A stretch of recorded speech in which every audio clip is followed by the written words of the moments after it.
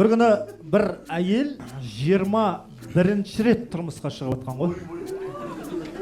Ол тосын тұрмысқа шығып атыр ма? Ол жұмыста жүрген жоқ па десеңші.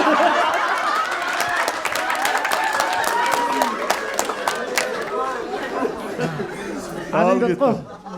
21-ші рет тұрмысқа шығып жатады. Сөйтет дағыны, жаңа некесін қияды ғой. Жаңаға имам алдында тұрады ғой, 21-ші рет некесін қиып жатыр. Сөйтет та атын біледі, Гүлжан дейді ғой. Мақырге не сұрайсың дейді ғой. Сол кезде аға есіктің алдына бір навес болса депті.